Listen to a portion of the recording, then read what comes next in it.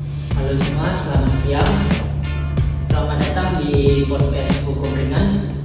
Hari ini kita akan bahas kasus yang kembali ramai, yaitu kasus pembunuhan Vina dan Eki di Cirebon pada tahun 2016. Kasus ini jadi sorotan hukum pidana di Indonesia karena masih banyak kejanggalan dan pelaku yang belum tertangkap.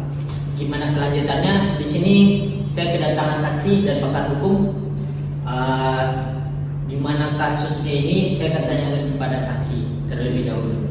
Perkenalkan sebelumnya saya Suci Nabila Putri. Saya di sini memberi kesaksian. Sebelumnya baik terima kasih kepada kawas yang telah memberikan saya kesempatan untuk membuat kesaksian di pada malam itu. Pada tanggal 27 Agustus 2016, sepasang kekasih Vina dan Eki mereka berkeliling kota Cirebon dengan teman-temannya.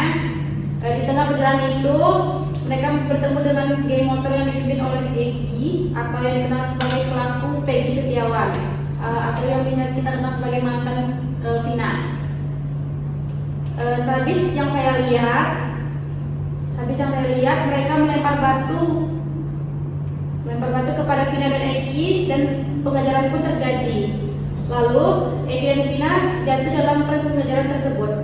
Setelahnya mereka dibawa ke lokasi sepi yang berada di depan SMP Negeri 11 Kali Tanjung. Dan di sanalah terjadi penganiayaan brutal yang tidak kita sangka-sangka, yaitu pemerkosaan terhadap Vina. Aksi keji ini berakhir dengan kematian keduanya.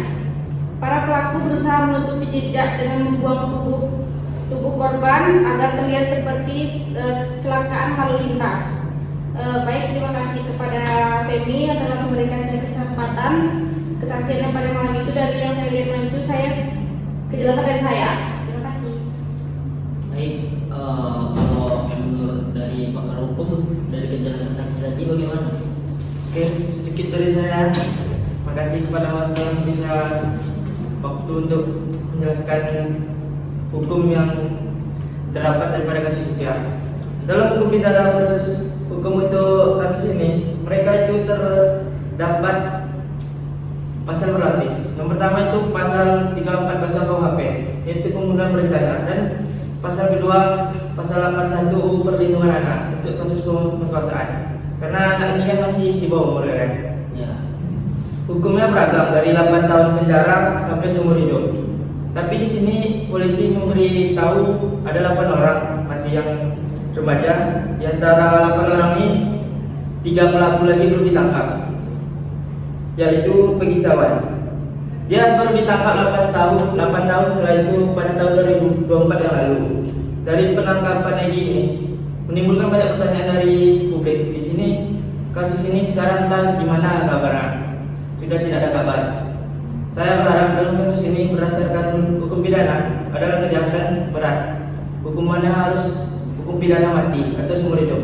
Tapi proses penyidikan harus sah dan adil. Kalau penetapan tersangka tanpa alat bukti cukup bisa dikategorikan cacat hukum. Mungkin segitu aja pandangan dari saya terhadap kasus ini.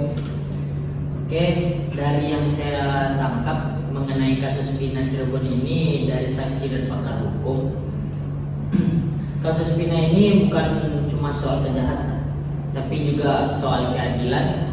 Siapa yang benar, siapa yang salah, dan apakah proses hukum sudah dijalankan dengan adil.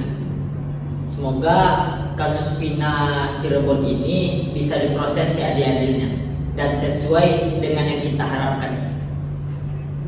Oke, mungkin segitu saja kesaksian dari kami. Terima kasih sudah mendengar episode kali ini. Saya pamit undur diri. Assalamualaikum warahmatullahi wabarakatuh.